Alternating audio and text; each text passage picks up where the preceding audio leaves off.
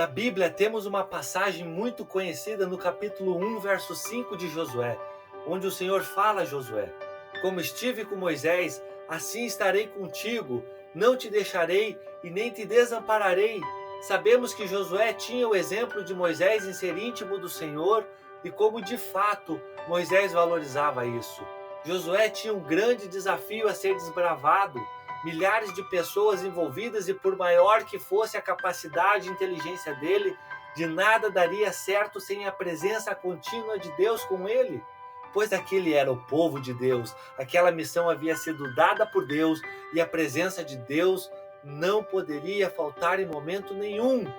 O que mais me chama a atenção nesse verso é que quando o Senhor garante o sucesso a Josué, começa afirmando: ninguém poderá te resistir todos os dias da sua vida. Mas apesar de toda essa segurança de garantias, Josué não poderia de modo algum se afastar da presença do Eterno. Josué tinha consciência, pelo exemplo de Moisés, de que por maior que fosse a conquista ou a realização, nada comparava ao valor de ter a presença de Deus. Trazendo essa passagem para os nossos dias, podemos afirmar, quando entendemos o real valor da presença, o valor de qualquer realização se torna pequeno. Não que alcançar nossos sonhos, projetos e objetivos seja algo errado. Pelo contrário, o próprio Deus depositou em nós essas características de sonhar, planejar, conquistar, mas quando isso é valorizado demasiadamente, ocupa um lugar perigoso, nos afasta do melhor, da presença de Deus. É certo que quando estamos nessa presença recebemos presentes específicos do Pai, pois Ele é galardoador do que o procura. Mas viver na presença vai muito além de realizações, trata-se de relacionamento, e um relacionamento íntimo com o Senhor, que nos traz a sensação de realização mesmo sem termos nossos pedidos atendidos, pois a presença preenche todos os espaços de nossas vidas e de nada temos falta. Quando vivemos na presença, é fácil renunciar às nossas vontades para viver a vontade de Deus, pois agradá-lo nos preenche e satisfaz de forma que não tem como explicar. Então podemos dizer que a plenitude da presença de Deus não é o que Ele pode nos dar, mas sim conhecer e desfrutar de quem Ele é. Existem planos e projetos que o próprio Deus planta em nossos corações e conta conosco para a realização. Porém, ao recebermos a missão, precisamos nos manter firmes e convictos de que sem Ele nós não avançaremos, que não nos apossemos e nem nos dediquemos tanto à realização de tal coisa que nos esqueçamos de qual é o objetivo principal, de qual é o foco, e isso não é somente sobre nós. Os planos do Senhor, sim, precisam ser realizados, mas não ao custo do relacionamento com Ele. A presença nos garantirá não só o sucesso, que de fato é importante, mas nos garantirá também alegria, paz e a plenitude de tudo que podemos desfrutar nele, presos permanentemente à presença.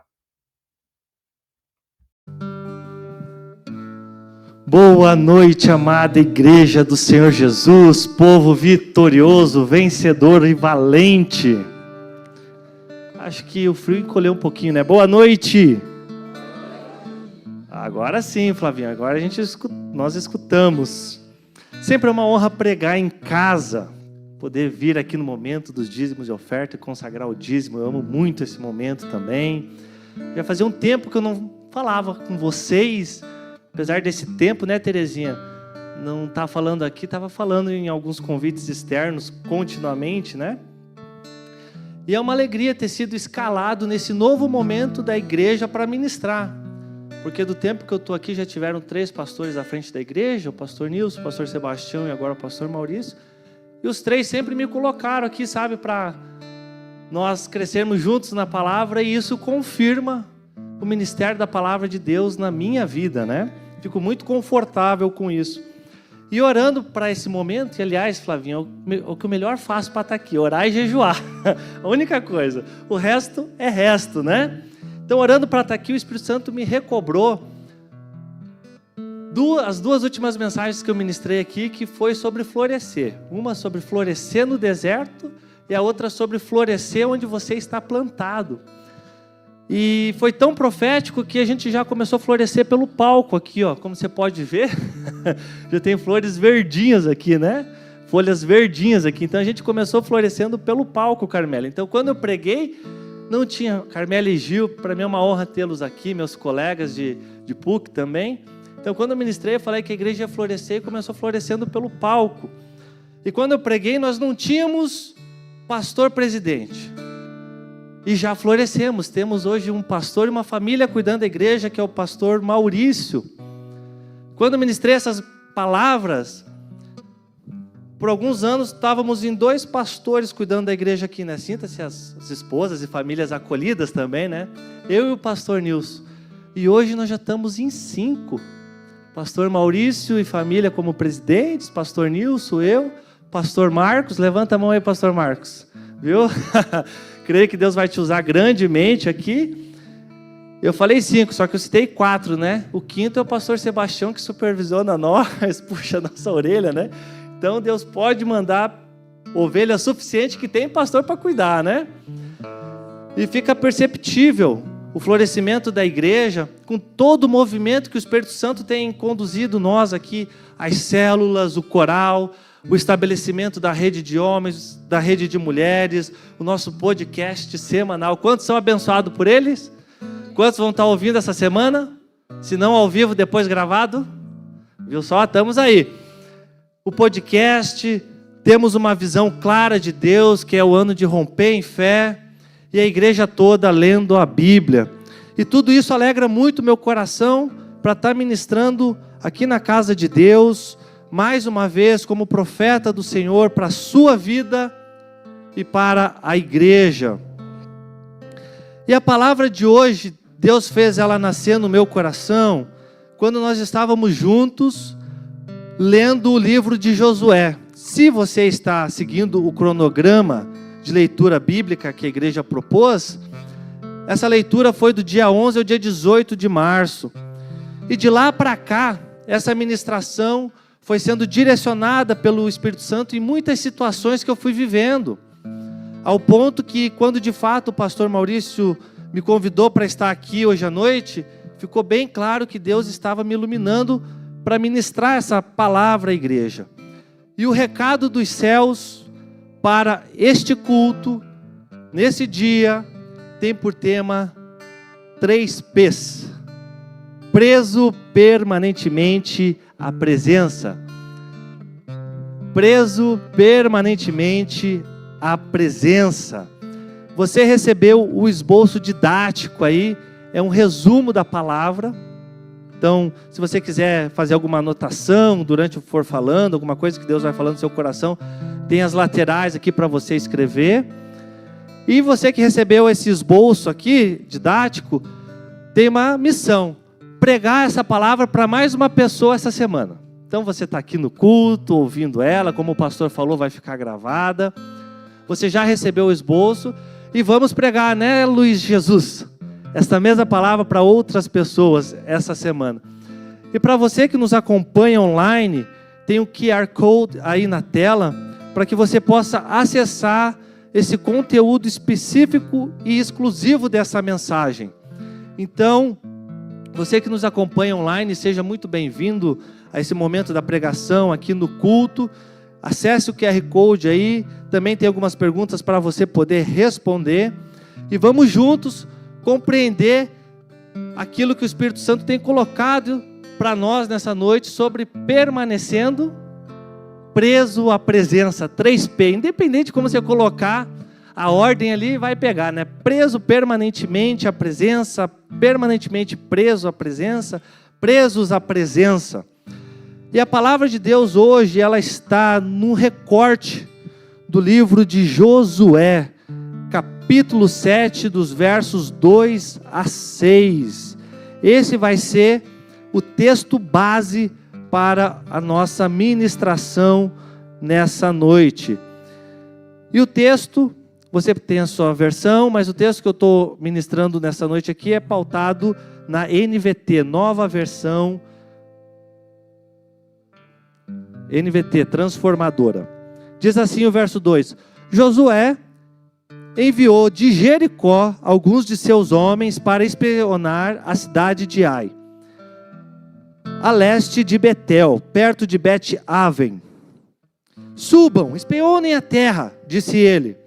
Quando voltaram, disseram a Josué: não é necessário que todo o povo suba até lá, basta mandar 2 ou 3 mil homens para atacarem Ai, uma vez que eles são tão poucos, não canse todo o povo. Verso 4: portanto subiram apenas cerca de 3 mil guerreiros, mas eles fugiram diante dos homens de Ai, que os perseguiam desde o portão da cidade até os pedreiros, e mataram 36 soldados que recuavam pela encosta. Com isso, o povo se encheu de medo e recuavam pela encosta.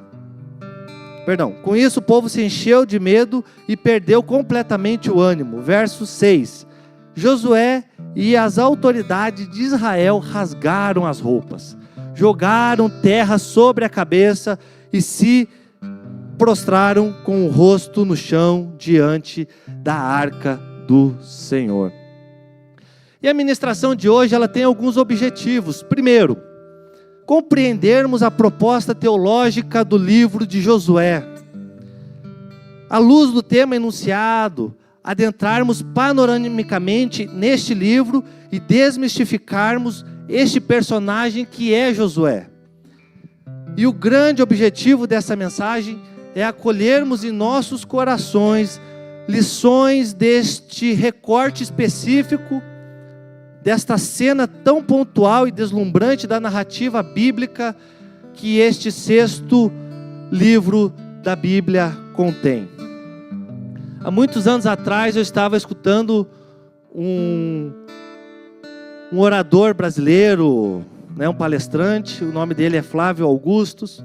Ele fundou a Wise Up e depois de quase 30 anos à frente dessa empresa, ele vendeu ela por milhões para a Abril. E ele pegou esses milhões e decidiu então investir no mercado do futebol. Entrou como empreendedor no ramo do futebol. E ele decidiu ir morar então um tempo lá na Espanha, na cidade de Barcelona, para ver a questão do clube. E ele ali estudando o mercado, querendo compreender como gastar esses milhões da venda da Wise Up, ele foi assistir então o time profissional do Barcelona treinar. E quando ele chega lá, ele se depara com um argentino baixinho, chamado Lionel Messi, que já tinha ganho 2 vezes o prêmio de melhor jogador do mundo. E estava lá o Messi, treino de fundamento, domina na coxa, toca com a perna esquerda, domina na coxa, toca com a perna direita, corre em volta do campo como todos os outros atletas e continua. Ele já era 2 vezes ou 3 vezes o melhor jogador do mundo e ele estava permanentemente preso àqueles fundamentos que ele já fazia desde os 6, 7 anos de idade dele, quando ele começou a treinar futebol. E estava lá. E de lá para cá, ele ganhou mais 6 vezes o prêmio de melhor do mundo, porque ele está preso naquela coisa de fazer o que tem que ser feito. E quando nós olhamos para esse livro de Josué, nós começamos a perceber essas lições, porque esse livro de Josué ele é de uma importância tão grande que alguns teóricos, vão chamar ele de hexateuco. Ou seja, tem os 5 primeiros livros da Bíblia, o 6º compreenderia-se como em unanimidade com esses 5. Então é um livro que tem 24 capítulos, 658 versículos, e muito se diz positivamente de Josué, porque se você conhece a narrativa bíblica, e creio que todos conhecem, porque estamos lendo a Bíblia esse ano, no final do ano, essa igreja vai te fornecer um diploma lindo, assinado pelo nosso novo pastor. Você sabe que Josué foi um personagem diferenciado, porque afinal de contas, quando ele foi junto com outros 11 olharem a terra prometida como promessa, ele foi diferenciado junto com Caleb.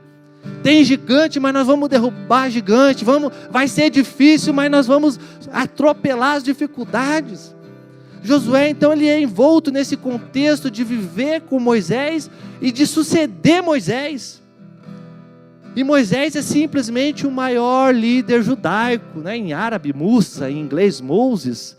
Moisés, ele prefigura na Bíblia como esse personagem mais relevante para o contexto de Israel, o Israel judaico, e Josué simplesmente é o sucessor dele.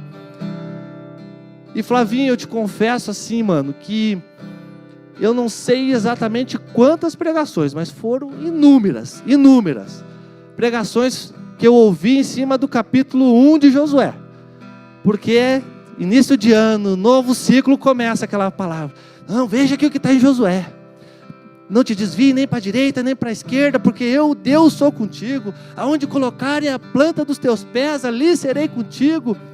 E aquela palavra que nos renova, assim como foi com Moisés, eu serei contigo, e todo aquele encorajamento que pulsa, né?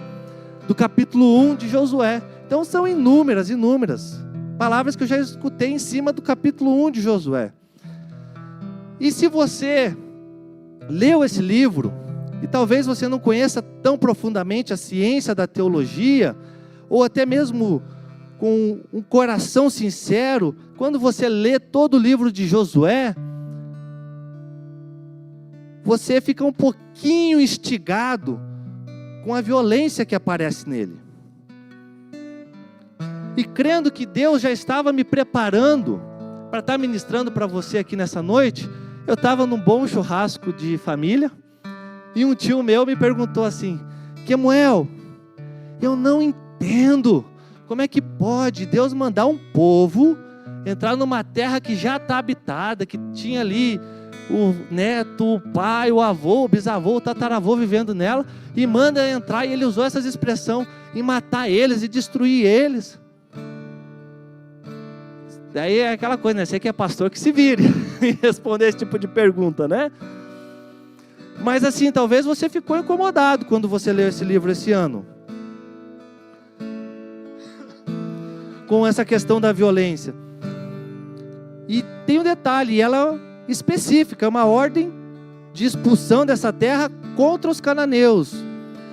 E daí você dá um nó na sua cabeça, porque você é cristão, e você tem aquele mandamento assim, tem que amar os inimigos. Espera aí, não está batendo essa equação, né? Mas vejam bem, por que os cananeus? Por causa da condição depravada moral deles.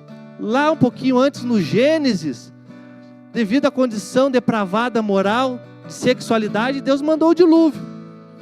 No contexto de Josué era apenas um povo, que eram os cananeus, que eram para ser expulso da terra.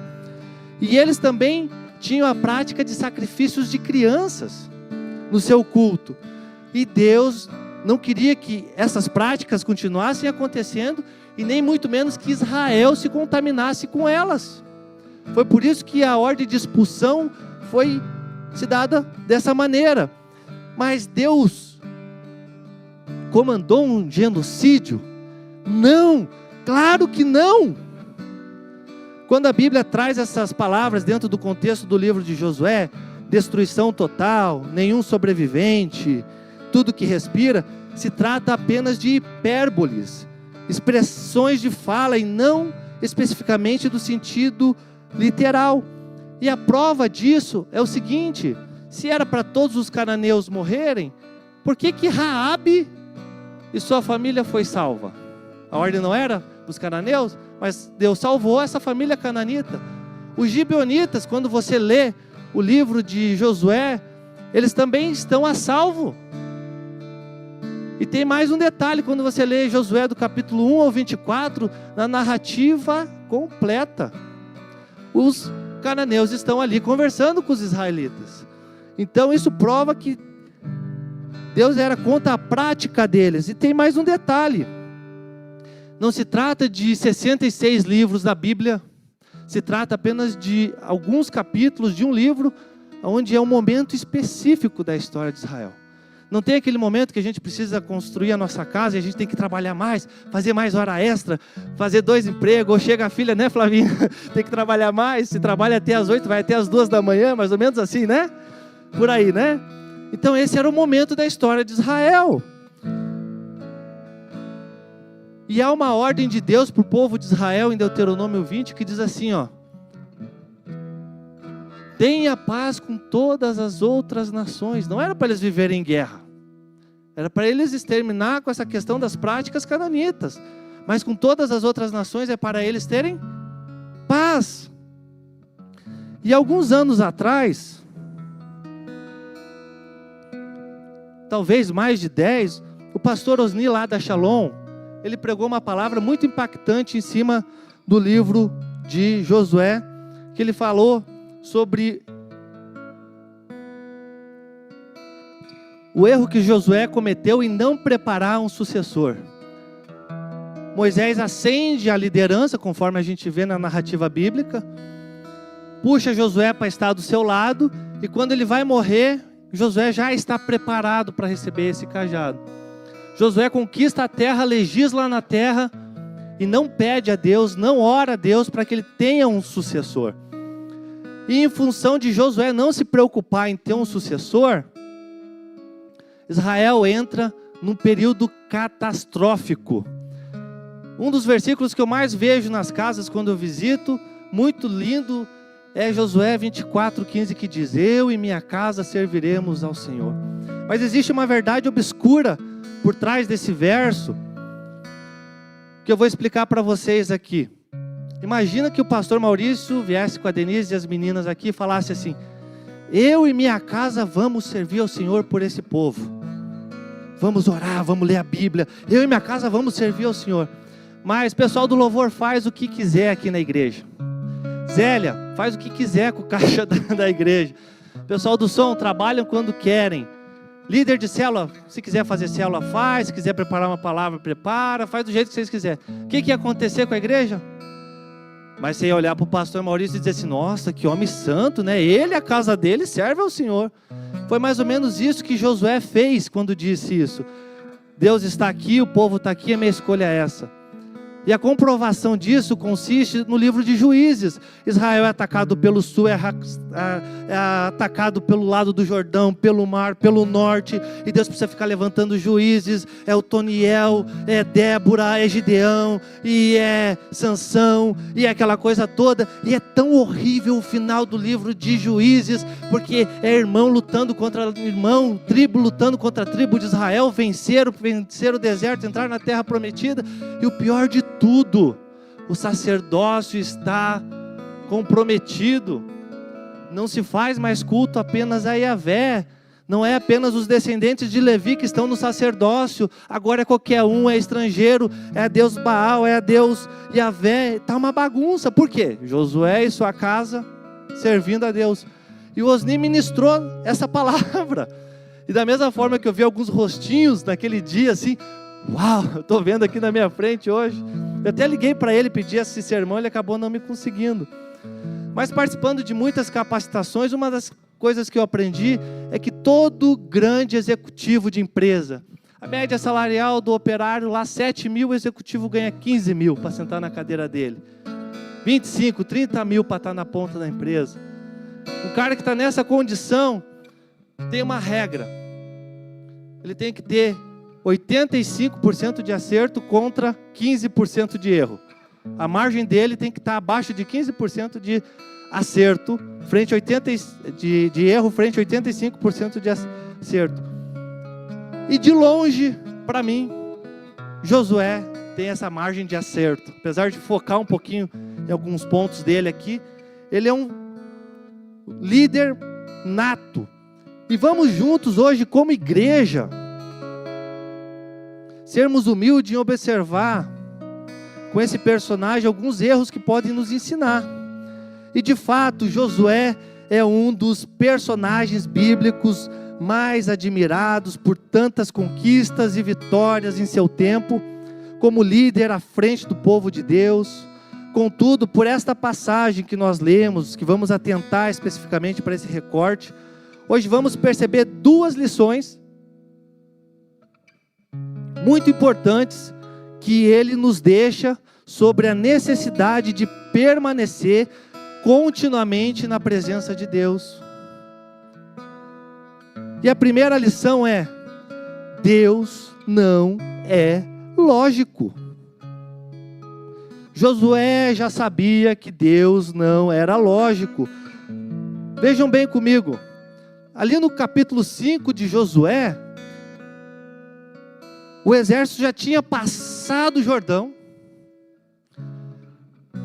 Todos os povos ali em volta sabiam que eles iam adentrar aquele lugar seria deles. Mas Deus dá uma ordem para quê? Para circuncidar o exército. Todas as nações prontas para atacar o povo de Israel. E Deus dá uma ordem para Josué fragilizar os seus...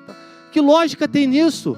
Todo mundo querendo te matar e você vai ficar indefeso? Você não vai apenas fragilizar o exército, mas você vai deixar a mulher, a criança, os idosos desprotegidos.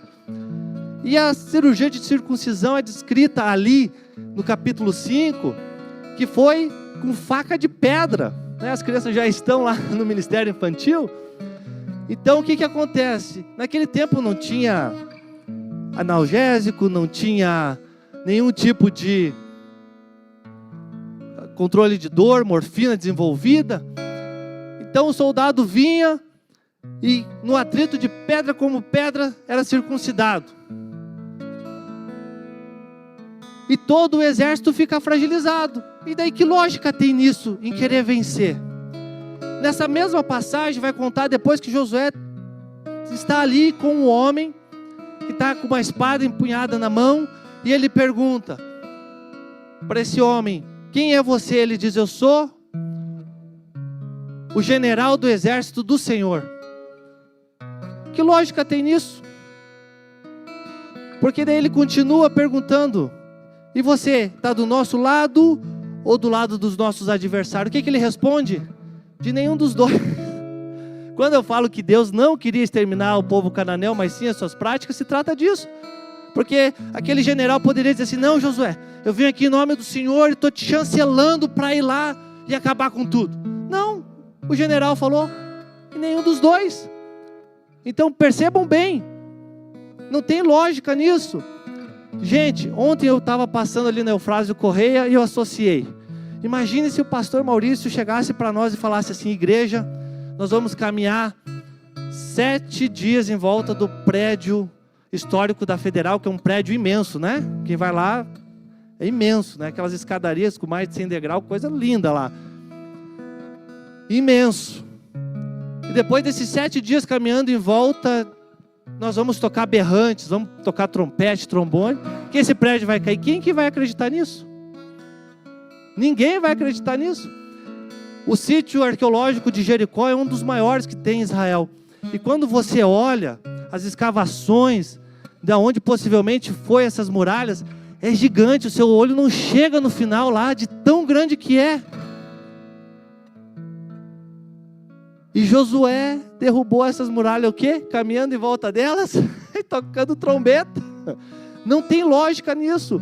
Josué sabia que Deus não era lógico. E Josué caiu no erro da lógica. Vejam bem, ele se afastou da presença. Afinal de contas, Ai é uma cidade pequena. Eu vou mandar poucos soldados lá, é lógico. Vou mandar uma guarnição pequena. Mas Deus é Deus. Deus é soberano. Ele faz do jeito que Ele quer, como Ele quer, sem explicar nada para ninguém, porque Ele é Deus. Versos 3 a 5 diz assim: quando voltaram e disseram a Josué: não é necessário que o povo suba até lá, basta 2 ou 3 mil soldados para atacarem Ai. Vamos pegar aqui a geografia do estado do Paraná. Imagina que os homens da cidade de Ponta Grossa, que é uma cidade pequena, se reúnem para vir atacar a região metropolitana. Então dá um exército pequeno, talvez menos de uns 50, 70 mil homens. E quando eles lutam com Curitiba, que é uma cidade de quase 2 milhões de habitantes, eles vencem. Vencem, né? 1.800.000 habitantes, eles vencem, eles tomam a cidade. Daí eles precisam avançar para lutar contra Piraquara, que talvez seja a menor cidade da região metropolitana, com 90 mil habitantes. Afinal de contas, eles ganharam da capital, 2 milhões de habitantes, né? Uma cidade grande. Daí quando vão lá para Piraquara, eles perdem. Então foi exatamente isso que aconteceu no caso de Josué. Ele ganhou de uma grande cidade, com uma grande muralha, e um povoado que muito provavelmente devia ter menos de 500 moradores. Eles perderam a batalha com 3.000 homens lá. Foi exatamente isso que aconteceu. E esses dias mais o pastor Maurício me mandou um link de pregação. Falou: filhão, assiste aí. Assisti. E teve uma parte dessa mensagem lá, o pastor Silas, que ele fala assim: no meu ministério teve coisas que se tornaram tão lógicas, tão óbvias. Aquele pensamento, sabe, Flavinho, de Descartes, aquela coisa da matemática de que 2 mais 2 é? 2 mais 2 é? 2 mais 3 é? É lógico. É lógico. Então aquele pastor falando assim, estava tudo tão claro, estava verde, eu fui e fiz. Mas eu sofri uma retaliação, eu entrei numa fase de problema, de complicação, e depois fiz de novo porque era lógico. E daí foi quando eu comecei a entender que eu era um pastor, um líder de Deus, e que por mais que fosse lógico, eu tinha que o quê? Buscar a presença de Deus para saber se aquilo que eu estava fazendo, por mais que fosse lógico, certo, com total inclinação correta, era de Deus. E ele ensina isso lá. E tem uma história que eu acho muito legal, do meu amigo Euquias Paim, que ele começou a igreja a 4 quadras para dentro da avenida principal do bairro Lindóia. É a Avenida Santa Bernadette. Então, ou seja, a igreja dele está a 4 quadras para dentro da avenida. Hoje, 2 quilômetros para cima nessa avenida, tem aquele centro ali que está o Mufato, o Shopping Paládio, o Shopping Ventura. 2 quilômetros. 1 quilômetro para frente, você chega na linha verde, né? Descendo, tem ali o Armazém da Maria, o Burger King, o Auto Shopping Linha Verde. E uma parte da população passa nessa avenida todos os dias, desde quando ele comprou lá, ou quando ele assumiu a igreja lá. E quando ele assumiu a igreja, algo despertou no coração dele. O que era? Se você está acompanhando a pregação, você já vai imaginar. Trazer a igreja para de frente da avenida. Porque afinal de contas está todo mundo vendo aqui, né, a igreja de frente para a avenida. Passa um monte de pessoas, vê que é uma placa de Igreja Batista, vão vir aqui na minha igreja. É lógico. A rua que ele está lá, ela é bem inclinada, assim, quase nem vê a igreja. Porque é lógico. Vamos mostrar a igreja? Vamos colocar ela onde todo mundo passa. E daí ele conta que Deus falou com ele: quem vai mostrar essa igreja para a comunidade sou eu. Não é você levando ela para frente da avenida. Para com essa criancice, o que Deus falou para ele. Ele conta essa história, né? Por quê? Porque é lógico. E olha, ele obedeceu a Deus, ele ouviu a Deus, ele parou de querer conduzir a liderança dele no sentido de irem comprar um terreno na frente da avenida. E Deus o honrou. Hoje é uma igreja imensa, uma estrutura grande. Ele se tornou presidente da Convenção Batista Paranaense, seguindo para presidente da Convenção Batista Brasileira. E Deus o honrou. E a igreja dele está 4 quadras da avenida onde todo mundo passa. Que possamos aprender isso com Josué. Deus não é lógico. Aceite essa verdade. Deus age de maneira ilógica. E a segunda lição que nós aprendemos é sobre priorizar, buscar a Deus depois da vitória. Depois de uma derrota, a Bíblia até ela tem um verso que diz: é melhor estar na casa de luto do que onde há alegria. Então, naturalmente, depois de uma derrota, depois de um luto, você entra numa base reflexiva. Depois da vitória, você tem o quê? Êxito. Você tem ânimo, você tem uma alegria interna pela conquista. Agora vamos fazer um exercício teológico juntos como igreja, você que está nos acompanhando aqui. Imagine se fosse deslocado da Bíblia o verso 6, onde ele está, para o lugar do verso 2. Fosse trocado o lugar do verso 6 pelo verso 2. As palavras do verso 6 estivessem no lugar das palavras dos versos 2. E eu fui me aventurar de fazer isso. Então, seria mais ou menos assim. Último verso do capítulo 6, né? 6:27. Assim o Senhor estava com Josué e sua fama percorria por toda a terra. 7:1, está escrito ali, sinteticamente. Adão no meio do povo, Acã tinha pecado e a ira do Senhor se acendeu contra os israelitas. Colocando o verso 6 no lugar do verso 2, imagina que lindo. Depois de uma grande vitória, depois de uma grande conquista, imagina se fossem essas as palavras: Josué e as autoridades de Israel rasgaram suas vestes. Depois da vitória, Josué e as autoridades de Israel rasgaram suas vestes. Jogaram terra sobre a cabeça, se humilharam. Não, eu não quero a coroa de glória. Eu não quero que você olhe para o meu rosto sorrindo pela vitória. Eu quero que você veja terra no meu rosto. E se puseram com o rosto em chão diante da arca, diante da presença do Senhor, até o entardecer.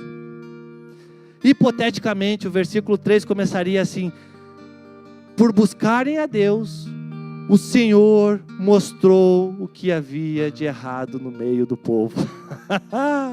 Que poderoso seria isso, né?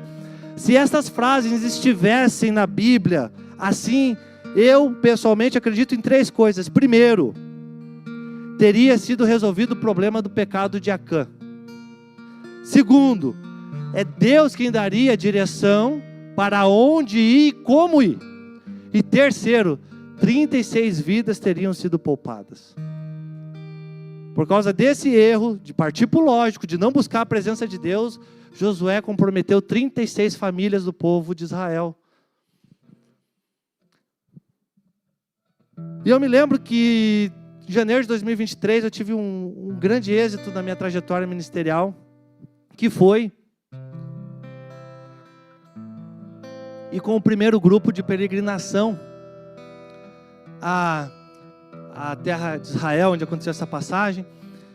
E eu voltei de lá e havia um êxito dentro de mim muito forte, assim, nossa, Deus honrou aquilo que Ele tinha falado.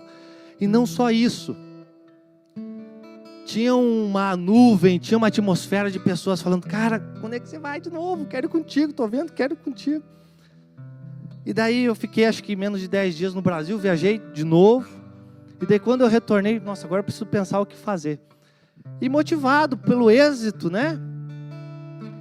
Fui lá e organizamos, então, existe todo um contexto legal por trás disso. Organizamos a segunda viagem. E isso era na última semana de fevereiro de 2023 e era uma segunda-feira. E quando tudo estava pronto, caiu a ficha. Eu falei: será que eu estou cometendo esse erro por causa da vitória, da direção de que algumas pessoas estão se prontificando? Será que isso tomou conta da real direção de Deus para mim? E eu fiquei em crise. Quando eu falo que eu fiquei em crise, o Flavinho conhece, né, Flavinho? Eu não durmo, eu não como, o estômago fica virado, eu em crise. Quem está comigo vê meu rosto angustiado e tal. E passou a terça-feira e eu estava em crise, eu estava gastando 1, 2, 3 horas de oração em cima disso, e veio na quarta, daí veio quinta, daí sexta-feira à tarde, o pessoal lá da PIB de Marília lá entrou em contato comigo, que trabalha na Raava, falando: pastor, primeira semana de março de 2023, pastor, tivemos aí o primeiro participante e ele comprou numa condição quase à vista, né? Ele adquiriu numa condição quase à vista. E quando essa informação chegou para mim, a minha crise estarreceu. Falei assim: Deus falou comigo: filho, te acalma o coração, não precisa estar, eu estou conduzindo tudo para você. Mas eu me lembro que eu vivi essa crise depois da vitória, na condição de fracassado. Mas seja o caso que for, de acordo, né, com o pastor Josué, ele vai dizer assim: você vai precisar de humildade para continuar fazendo o que você faz, o que você já fazia. Recobrando o exemplo do mestre que eu trouxe no início, na direção do sucesso desejado. E no final do ano passado, eu tive o privilégio de estar com a superintendente regional de administração do MGI do Paraná, no prédio lá da Receita Federal. E nessa ocasião eu tive lá ministrando em uma celebração, e eu me lembro quão honrado eu me senti de poder estar com alguém que, pelo seu cargo, tem acesso ao presidente da República, acesso ao gabinete do presidente da República. Mesmo que eu não tenha acesso direto ao presidente da República, essa pessoa tem. E assim é a nossa vida espiritual. Se você de fato for essa pessoa que acessa a presença de Deus permanentemente e desfruta dela, as pessoas à sua volta vão perceber o quão especial você é. Eu não tenho acesso ao presidente da República, mas eu me senti especial em estar com alguém que tem acesso a ele. As pessoas, muitas vezes, pelas suas escolhas de vida e seu modo de vida, não têm acesso a Deus, mas você tem esse acesso a Deus, e quando elas estiverem com você, elas vão ver o quão especial é estar com quem tem acesso a Deus. Alguns cultos antes da Assembleia que elegeu o nosso presidente, o nosso pastor, eu estava no culto aqui, é muito comum a gente estar orando, de braços levantados, esse momento de adoração e tal, e a gente vai se habituando com os novos que vão chegando e tudo, né? Eu me lembro que um dia eu estava adorando ali e de repente eu senti falta de alguém do meu lado, assim, né? E eu estava ministrando aqui, né? Cuidando para não bater, né? Com o braço. Falei, cadê o pastor Maurício? Quando eu olho, ele está ali do joelho dobrado no chão, com as mãos no chão, com o rosto em chão.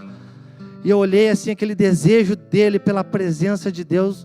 E foi quando eu falei no meu coração, falei assim, esse homem ama a presença de Deus, ele vai ser o meu pastor, ele vai ser o nosso pastor, pelo desejo que ele tem pela presença.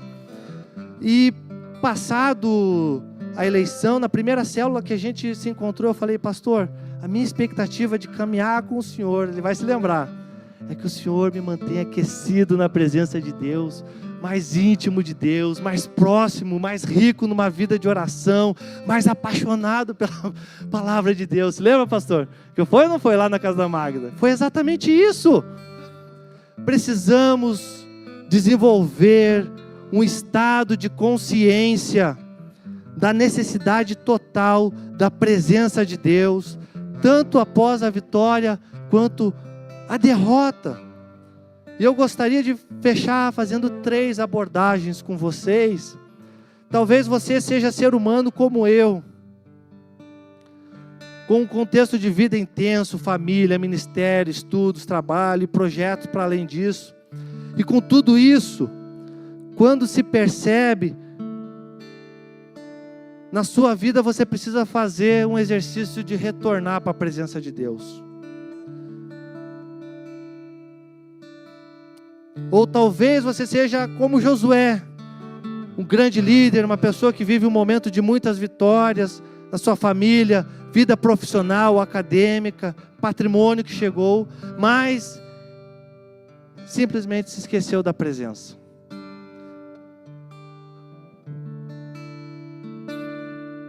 Se isso toca o seu coração, eu quero te dar um conselho, como pastor nessa igreja, como seu amigo, como ministrante da poderosa palavra de Deus. Comece a andar com quem é exemplo para você em permanecer permanentemente na presença. Comece a andar com quem você tem certeza que é preso permanentemente à presença de Deus. Minha oração é que com essa ministração você se desperte para a necessidade de ficar preso permanentemente à presença de Deus. Hoje aprendemos com Josué que pode custar caro não permanecer na presença. Mas o contrário, se estamos presos à presença de Deus, Ele garantirá uma vida de cumprimento de propósitos e da vontade do Senhor para nós. Gostaria de convidar os músicos a estarem vindo. E com essa lição, quero fechar essa ministração fazendo 2 convites para vocês. O primeiro convite é para você que está me assistindo online. O primeiro convite é para você que está para você que está aqui presencialmente e que juntos começamos a entender sobre a necessidade de estar preso à presença de Deus. E daí você fala assim, eu estou ouvindo essa mensagem, eu estou aqui no culto nessa noite, e quando ele fala dessa presença, alguma coisa de mim me despertou, mas é como se eu não pudesse. É que quando eu olho para poder acessar essa presença, quando eu me imagino acessando essa presença de Deus, eu não consigo. Eu quero te dar uma oportunidade nessa noite de ter acesso ilimitado à presença de Deus. Para você que está presente, para você que nos assiste, eu quero poder nessa noite te dar a chave, te falar dessa chave que te dá acesso permanentemente à presença de Deus. Essa chave, ela é a cruz de Cristo.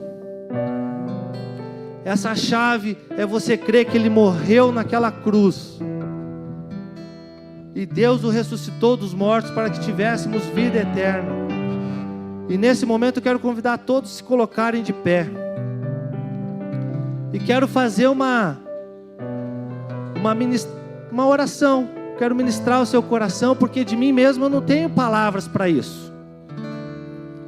De mim mesmo eu não consigo, mas eu creio que o Espírito Santo pode usar a minha vida com essas palavras. Vamos orar nesse momento. Convido você a fechar seus olhos, curvar sua cabeça. Talvez você repita essa oração comigo apenas mentalmente, às vezes silabicamente, bem baixinho, mas repita comigo. Deus, tudo pareceu tão lógico, a minha escolha de profissão, a minha escolha da minha família,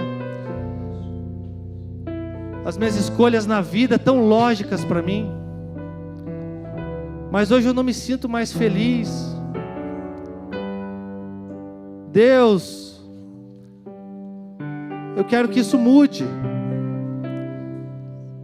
E nasceu uma esperança dentro de mim, porque eu ouvi dessa presença, e que eu posso ter acesso a essa presença.